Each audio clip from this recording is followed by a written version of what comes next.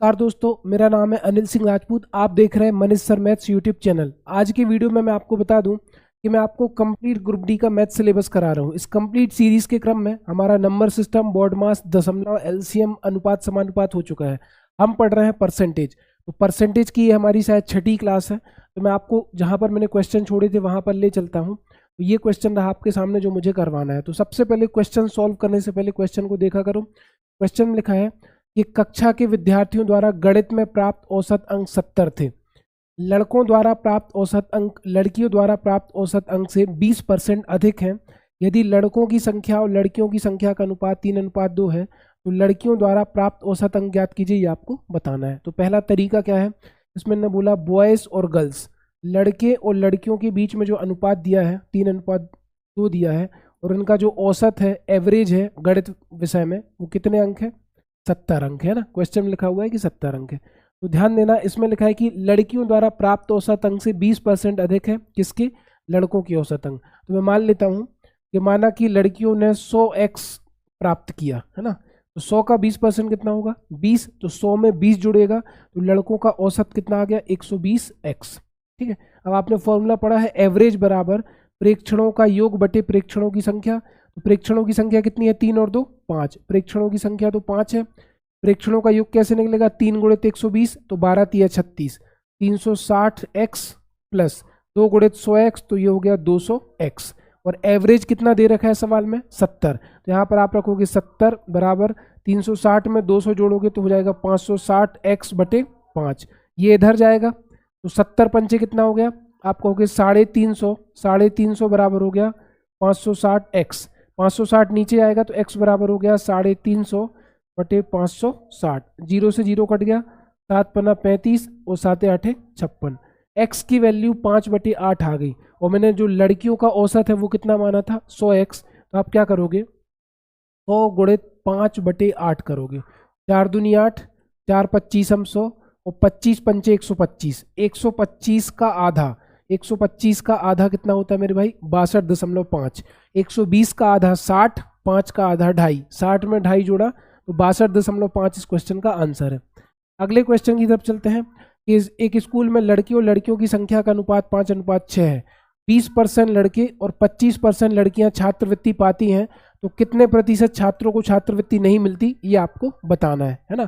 तो ध्यान देना, यहाँ पर बॉयज़ और गर्ल्स उनके बीच में जो अनुपात दे रखा है वो कितना दे रखा है? 5:6। 5 भाग लड़के हैं, 6 भाग लड़कियां हैं, है ना। ये क्वेश्चन में लिखा है 20% लड़के, 25% लड़कियों को छात्रवृत्ति मिलती है। जिनको छात्रवृत्ति मिलती है उसको मैं सही का निशान लगा देता हूँ, जिसको नहीं मिलती है उसको क्रॉस लगा देता हूँ। तो न बोला 20% लड़कों को छात्रवृत्ति मिलती है और 25% लड़कियों को छात्रवृत्ति मिलती है। अगर 20% लड़कों को छात्रवृत्ति मिलती है तो आप कहोगे सर 80% लड़कों को छात्रवृत्ति नहीं मिलती। अगर 25% लड़कियों को छात्रवृत्ति मिलती है तो 100 में से 25 माइनस करो, 75% लड़कियों को छात्रवृत्ति नहीं मिलती। इन दोनों का टोटल 80 और 20 100 होना चाहिए। इन दोनों का टोटल भी कितना होना चाहिए? 100। अब इन्हें बोला कितने प्रतिशत छात्रों को छात्रवृत्ति नहीं मिलती, आपको बताना है। तो औसत बराबर होता है प्रेक्षणों का योग बटे प्रेक्षणों की संख्या। तो प्रेक्षणों की संख्या कितनी हो गई? 5 और 6 11। प्रेक्षणों का योग कैसे निकलेगा? 5 गुणा में 80। आप कहोगे सर 5 गुणा में 80 प्लस 6 गुणा में 75, है ना। 80 पंचे कितना हो गया? 5 8 40। आप कहोगे 400 हो गया। और 75 का 6 में गुणा किया तो 75 दूनी 150 और 150 तिया 450, है ना। तो ये हो गया 450 बटे 11। 400 में 450 जोड़ोगे तो ये आ जाएगा 850 बटे 11% छात्र ऐसे हैं जिनको छात्रवृत्ति नहीं मिलती। आई होप आप समझे होंगे। अगर समझे हैं तो लाइक करके जाना। अगले क्वेश्चन की तरफ चलते हैं कि रामू अपनी आय का 72% खर्च करता है। उसकी आय में 12% की वृद्धि हो जाए तो उसके खर्च में भी 5% की वृद्धि होती है। यदि रामू पहले y रुपए की बचत करता था और वेतन वृद्धि के बाद अगर वो x रुपए की बचत करता है तो x माइनस वाई बटे वाई गुणे 100% का मान ज्ञात करो, ये आपको बताना है। यहाँ पर 3 चीज़ों की बात हो रही है, एक व्यक्ति के आय की, एक व्यक्ति के खर्च की और एक व्यक्ति के बचत की, है ना। बहुत ध्यान से सुनना, बहुत सिंपल क्वेश्चन है। रामू अपनी आय का 72% खर्च कर देता है। माना कि मैंने मान लिया जो रामू की इनकम है वो 100 रुपये है। 100 का 72% अगर वो खर्च कर दे तो कितने रुपए खर्च कर देगा? 72। 100 रुपये में से 72 खर्च कर दिए तो कितने बचे? आप कहोगे सर 100 में से 72 घटाया कितने बचे? 28 बचे। अब लिखा है कि उसकी आय में 12% की वृद्धि होती है, तो 100 का 12% अगर आप निकालोगे ना तो 100 का 12% 12 ही आएगा। 100 में 12 जोड़ा तो अब उसकी इनकम कितनी हो गई? 112। तो इस वजह से उसके खर्च में भी 5% की वृद्धि होती है। तो 72 का 5% निकालो, है ना, तो 72 का 10% 7.2, 5% 3.6। 72 में अगर मैं 3.6 जोड़ूंगा तो ये आ गया 75.6 रुपये। अब 112 में से 75.6 घटाओ, 112 में से 75 घटाए कितने बचे? 25 और 12 आपके बचे 37। 37 रुपये में से 60 पैसे घटाए तो आप कहोगे 36 रुपये 40 पैसे, है ना। तो जब वो 100 रुपये कमाता था तो 28 रुपये बचाता था, जब वो 112 रुपये कमा रहा है तो 36.40 रुपये बचाता है। उसकी बचत में कितने की वृद्धि हुई? 36 में से 28 घटाओ, आप कहोगे 8 रुपये की, 8 रुपये 40 पैसे की। 8 रुपये 40 पैसे की बचत बढ़ी है कितने रुपए पर? 28 रुपये पर, है ना। वो किसी भी भिन्न का प्रतिशत निकालने के लिए हम क्या करते हैं? किसी भी भिन्न का प्रतिशत निकालने के लिए 100 से गुणा, है ना। तो आप कहोगे सर 28 से कम 28, दशमलव हटा तो सबसे पहले 2 जीरो आ गए, ये दशमलव हटा तो 1 और 1 2 अंक थे, दशमलव हटा तो नीचे 2 जीरो आ गए, 2 जीरो से 2 जीरो कट गए। 28 से कम 28, 28 दिया 84, पीछे का जीरो पीछे लगा दो। उसकी बचत में कितने परसेंट की वृद्धि हो गई? 30%। अगले सवाल की तरफ चलते हैं, बहुत ही अच्छा क्वेश्चन है। रमन की आय 45,000 है, वह अपनी आय से 12.5% की बचत करता है। यदि उसकी आय में 18% की वृद्धि होती है और व्यय में 20% की वृद्धि होती है तो उसकी बचत में कितने की वृद्धि होती है ये आपको बताना है। तो इसमें लिखा है 12.5%, और मैं आपको पहली क्लास में बता चुका हूँ 12.5% की जो भिन्न होती है वो क्या होती है? 1/8। अब यहाँ पर 3 चीज़ों की बात हो रही है, एक किसी भी व्यक्ति की आय की, उसके खर्च की और उसके बचत की। तो मैं क्या मानता हूँ, ये जो 1/8 में ये 8 है, इसको मैं मान लेता हूँ आय। किसी भी व्यक्ति की कुल आय कितनी है? 8 रुपये। तो आप कहोगे सर अगर वो 8 रुपये कमाता है तो 8 में से कितने रुपए की बचत करता है? 1, क्योंकि सवाल में लिखा है कि वो अपनी आय से 12.5% की बचत करता है। तो 8 का 1 भाग 12.5% है, 8 में से 1 रुपये बचाया, कितने रुपए खर्च किए? 7। अब सवाल को सॉल्व करने के लिए मैं क्या करता हूँ, तीनों में 2 2 जीरो लगा देता हूँ। 800 रुपये में से 100 रुपये बचाए, खर्च कितने किए मेरे भाई? 700 रुपये, है ना। अब क्वेश्चन में क्या लिखा है कि उसकी आय में 18% की वृद्धि होती है, तो 800 का 18% निकालोगे तो 800 का 18% आ जाएगा आपका 144। 18 8 144, 800 में 144 जोड़ा तो उसकी इनकम कितने रुपए हो गई? 944 रुपये। अब कह रहा है कि आय 18% बढ़ी तो उसके खर्च में भी 20% की वृद्धि हुई। 700 का 20% कितना होगा? 700 का 20% होगा 140, तो 700 में 140 जोड़ा तो कितना होगा? 840 रुपये, है ना। तो अब ये बताओ 944 में से अगर 840 रुपये उसने खर्च कर दिए तो अब उसकी बचत कितनी हो गई? 104 रुपये। पहले वो 100 रुपये बचा रहा था, अब वो कितने रुपये बचा रहा है? 104 रुपये। तो इसमें लिखा है कि तो उसकी बचत में कितने % की वृद्धि होगी आपको बताना है। तो आप कहोगे कुल मिलाकर जो डिफरेंस आया है वो कितने का आया है? 4 रुपये का आया है। पहले बचत 100 रुपये थी, अभी बचत कितने रुपए है? 104 रुपये, ठीक है। तो आप कहोगे 4 रुपये का जो डिफरेंस है, 4 रुपये का डिफरेंस है ना, वो कितने पर आ रहा है? 4 रुपये का डिफरेंस 800 पर, है ना। तो 4/800 गुणित 100, ठीक है। काट दो, 2 जीरो से 2 जीरो कट गए, 4 एकम 4, 4 दूनी 8। आप कहोगे आधा परसेंट की बढ़ोतरी हुई है, जबकि हमारी इनकम कितनी थी? ये तो 800 तो मैंने मन से माना था, इनकम कितनी थी? 45,000। तो 45,000 का आप आधा % निकालोगे तो 45,000 का आधा % कितना होगा मेरे भाई? 45,000 का 1% होगा 450। 450 का आधा, 450 के आधे 200, 50 के आधे 25, मतलब उसकी आय में, सॉरी उसकी बचत में कितने रुपए की वृद्धि होगी? 225। क्योंकि ये जो 4 रुपए की वृद्धि हुई है वो किस पर हुई है? 800 पर, गुणित 100, ठीक है। तो आप 4 गुणित 800 तो 1 भाग बराबर आ गया 200, ऐसे भी हो सकता था। तो 225 इस क्वेश्चन का आंसर आ जाएगा। अगले क्वेश्चन की तरफ चलते हैं।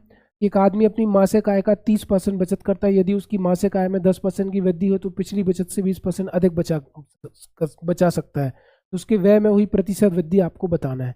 तो ध्यान देना, एक व्यक्ति की आय, उस व्यक्ति के खर्च और उस व्यक्ति के बचत पर आधारित सवाल है। क्वेश्चन में लिखा है कि व्यक्ति अपनी मासिक आय का 30% बचाता है। मान लो उस व्यक्ति की इनकम कितनी है, 100 रुपये। तो अगर वो 30% बचाता है मतलब 30 रुपये वो बचा रहा है, 100 का 30% कितना हो गया, 30 रुपये। अब 100 में से 30 रुपये बचा रहा है तो वो खर्च कितने कर रहा है, 70 रुपये। अब क्वेश्चन में लिखा है कि यदि उसकी मासिक आय में 10% की वृद्धि हो जाए तो 100 का 10% कितना होता है मेरे भाई, 100 का 10% होता है 10, है ना। तो 100 में 10 जोड़ा तो कितना आ गया, 110। तो उसकी बचत में भी 20% की वृद्धि होती है। 30 का 20% कितना होगा, 30 का 20% निकालो, 3 दूनी 6, 6 रुपये और बढ़ गए। अब उसकी बचत 30 रुपये से कितनी हो गई, 36 रुपये। 100 रुपये कमाता था तो 30 रुपये बचाता है, 110 रुपये कमाता है तो 36 बचाता है। इन दोनों का डिफरेंस निकालो तो ये आपका कितना आएगा, 100 में से 36 गए 64 और 10 74। अब उसका खर्च कितना रुपये हो गया, 74 रुपये। तो क्वेश्चन में लिखा है कि उसके खर्च में हुई प्रतिशत वृद्धि बताओ। जब वो 100 रुपये कमाता था तो 70 रुपये खर्च करता है, जब वो 110 रुपये कमाता है तो 74 रुपये खर्च कर रहा है। मतलब कितने की वृद्धि हुई, 4 रुपये की। तो आप कहोगे सर 4 रुपये की वृद्धि हुई है किस पर, 70 पर। और किसी भी भिन्न का प्रतिशत निकालने के लिए 100 से गुणा, 0 से 0 कट गया, 4 दाम 40, 40 में 7 का भाग दोगे तो 7 पना 35, 5.7% इस क्वेश्चन का आंसर आ जाएगा। 40 में 7 का भाग दोगे तो इतना आएगा। अगले क्वेश्चन की तरफ चलते हैं। क्या कह रहा है, तन्वी अपने मासिक वेतन का 80% खर्च करने के बाद प्रति माह अपने वेतन में 5,000 रुपये की बचत करती है। जब वो 80% खर्च कर देती है तो किसी भी व्यक्ति की जो इनकम है, किसी भी व्यक्ति की जो आय है वो हमेशा कितने परसेंट के बराबर होगी, 100% की। चाहे वो 10,000 कमाए तब भी 100% है, 1 लाख कमाए तब भी 100% है। अब इन्होंने बोला 80% खर्च कर दिया, जब 100 में से 80% खर्च कर दिया तो बचत कितना है, बचा कितना है, 20%। और सवाल में कहा है कि उसकी मासिक बचत कितनी है, 5,000। तो आप कहोगे जो 20% है वो कितने के बराबर हो गया, 5,000 रुपये। या तो 5,000 रुपये कह दो या तो उसको परसेंटेज में 20% कह दो। तो तन्वी का वेतन कितना है वो मुझे निकालना है। तो वेतन को मैंने कितना बोला, 100%। तो अगर मुझे 20 को 100 बनाना है तो मुझे क्या करना पड़ेगा, 20 को 100 बनाने के लिए यहाँ 5 से गुणा करना पड़ेगा। बराबर लगा है तो यहाँ भी 5 से गुणा करना पड़ेगा, तो 20 पंचे 100, 100% हो जाएगा। और यहाँ पर गुणा करोगे तो 5 25, 5 25, 1 2 3, 25,000 रुपये आएगा।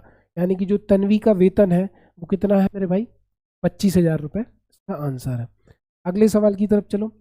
हरी के वेतन में से घर के किराए के रूप में 15% की कटौती की जाती है ना। मान के चलो कि जो हरी का वेतन है वो कितने रुपए है, 100 रुपये। मैंने मान लिया एच फॉर हरी का वेतन 100 रुपये है, 15% की कटौती कर दी तो 100 में से 15 गए, 100 में से 15 गए, कितने बचे, 85 रुपये, है ना। अब शेष राशि का 20% बच्चों की शिक्षा पर खर्च करता है।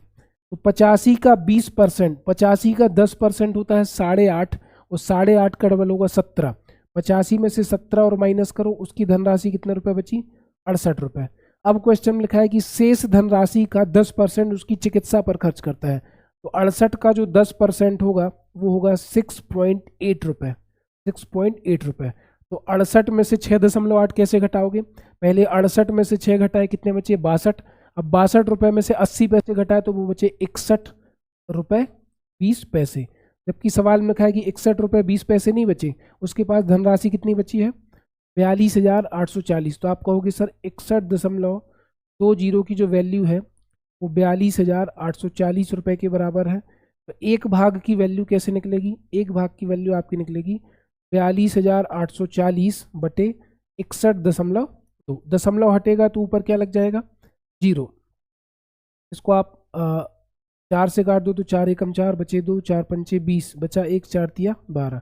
4 से काटो तो 4 एकम 4, है ना, भाग न जाए, भाग नमस्ती 0, है ना। फिर कितना बचा, 2, 4 सत्ते 28, 4 एकम 4 डबल 0, 17 नंबर 153, 17 छक्के 102, बचे 5, 17 तिया 51 डबल 0। 9 से काटो तो 9 7 63, 700, 700 बार कट गया। एक भाग की वैल्यू 700 आ गई, तो हमने उसकी इनकम को कितना माना था, 100। तो आप कहोगे सर 100 का गुणा जब मैं 700 में करूंगा तो 7 एकम 7, और 1 2 3 4, 4 जीरो आ गए, 1 2 3 4। उसकी जो इनकम है, हरी की वेतन है, वो वास्तव में कितनी है, 70,000 रुपये। मैंने माना कितना था, 100 रुपये। तो इस क्वेश्चन का आंसर कितना आएगा, 70,000। अगले क्वेश्चन की तरफ चलते हैं कि पिछले वर्ष रंजन का वेतन 34,500 रुपये था और इस वर्ष उसका वेतन 38,640 है। तो पिछले वर्ष के मासिक वेतन की तुलना में इस वर्ष रंजन के वेतन में कितने प्रतिशत की वृद्धि हो। मान के चलो मैं रंजन हूँ, मुझे 2024 में 34,500 रुपये मिलते थे, लेकिन इस साल 2025 में मेरा वेतन हो गया 38,640 रुपये। तो अब मैं कह रहा हूँ कि बताओ मेरे प्रारंभिक वेतन से कितने प्रतिशत की वृद्धि हो गई। तो मैं कैसे घटाऊंगा, देखो पीछे 640 है, 500 है, 640 में से 500 घटाया तो आप कहोगे सर 140 बचा, और 38,000 में से 34,000 घटाया तो 4,000 बचा। 4,140 की वृद्धि हुई है, मूल वेतन पर हुई है ना। मेरा मूल वेतन कितना था, 34,500, यहाँ पर आप रख दो 34,500। और किसी भी भिन्न का प्रतिशत निकालने के लिए 100 से गुणा, ऊपर के 2 जीरो नीचे के 2 जीरो कट गए, 5 से काट दो तो 5 छक्का 30 बचे 4, 5 नाम 45, 5 अट्ठे 40 बचा 1, 5 दूनी 10 बचा, 5 अट्ठे 40 बचा 1, 5 दूनी 10 बचे 4, 5 अट्ठे 40, 23 तिया 69 है ना, और 23 से ही कटेगा ना, 23 तिया 69, 23 तिया 69 कितने बचे, 82 में से 69 के बचे 13, 138, 23 छक्के 138, 3 से काटो तो 3 एकम 3, 3 दूनी 6, 12 आ गया। अब आप कहोगे सर 12%, तो उसकी वेतन में कितने परसेंट की वृद्धि हो गई, 12% की वृद्धि हो गई। मेरे वेतन में 34,500 से 38,640 हो गया है ना। अगले क्वेश्चन की तरफ चलते हैं। तो गाइस आज की क्लास को इतना ही रखते हैं। अगर आपको क्लास बढ़िया लगी, इन्फॉर्मेटिव लगी, अच्छी लगी तो ज़्यादा से ज़्यादा लोगों को शेयर करो। मिलते हैं नेक्स्ट वीडियो में गाइस, धन्यवाद।